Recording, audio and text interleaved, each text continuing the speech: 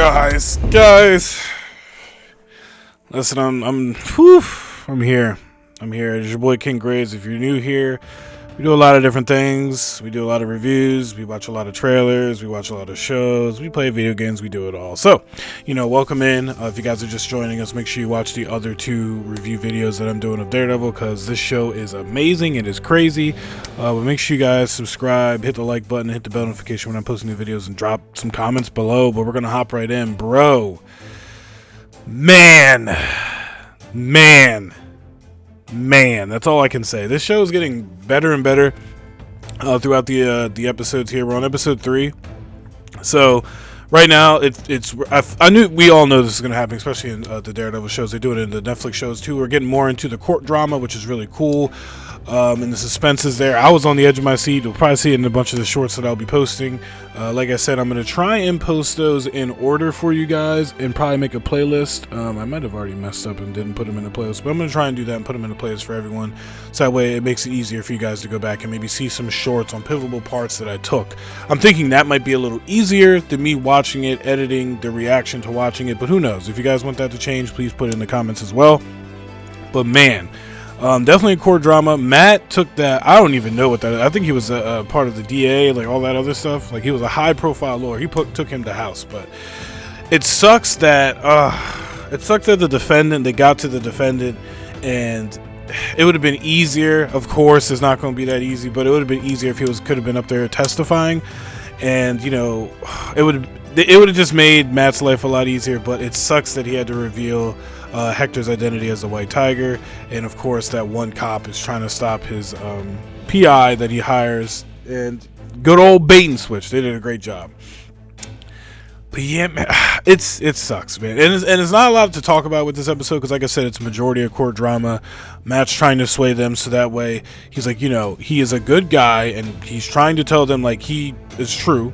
The other guy was there, and the cops are lying. They were beating on him, and they were trying to catch a vigilante because they're part of this anti-vigilante force that uses the Punisher's symbol to, just go out there and kill vigilantes where they see them. So it doesn't make them any better than the vigilantes that act like that. So it's a whole messy thing, which happens in the comics as well.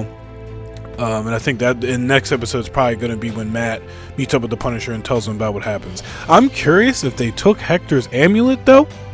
Because there's 2 White Tigers. There is him, and I believe it's either his niece or his daughter. I think it might be his niece that becomes the White Tiger eventually. I can't remember.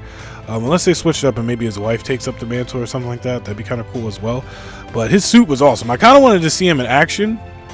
Because like I said, the White Tiger, we see a little bit of him, but we only see the White Tiger in the Spectacular Spider-Man TV show from Disney, if you guys haven't seen that. Oh, it's a girl, and I think that's supposed to be his daughter or his niece. I'm not quite sure with that. I'm not too familiar on the White Tiger mythology. Definitely a street level hero. It joins in with like Luke Cage, Daredevil, Iron Fist, like all of them in New York.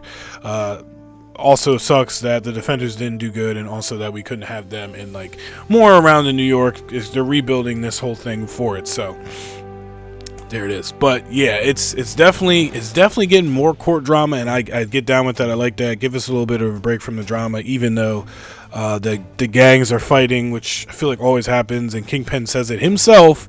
You're going to let the gangs run rampant if I'm not at the head of the table. If you take me out, it's just going to be a bloodbath. And he said that in the Spider-Man video games and pretty much everything else. But this is a great episode, man. I'm still 10 out of 10 going forward. These episodes are amazing. If you guys haven't checked it out, definitely check it out.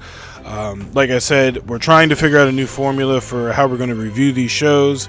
I might give little tips and tidbits here and there as I see them, and I'll be taking notes. So that way, we can touch on certain things that I find interesting or things that I want to say.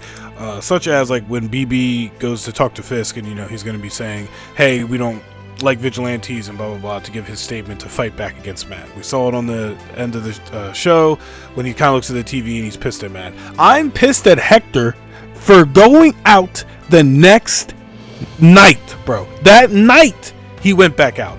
That night he went back out as White Tiger. What did you think was going to happen?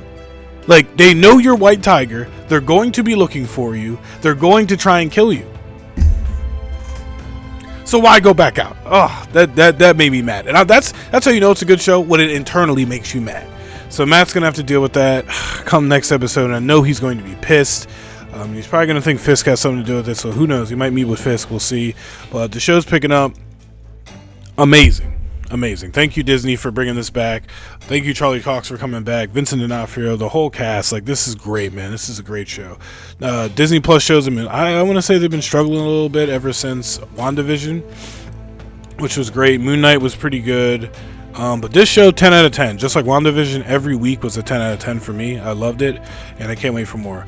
But like I said, trying out this new format. Who knows? Maybe like the last couple episodes, we'll do a watch along and a react watch along to it.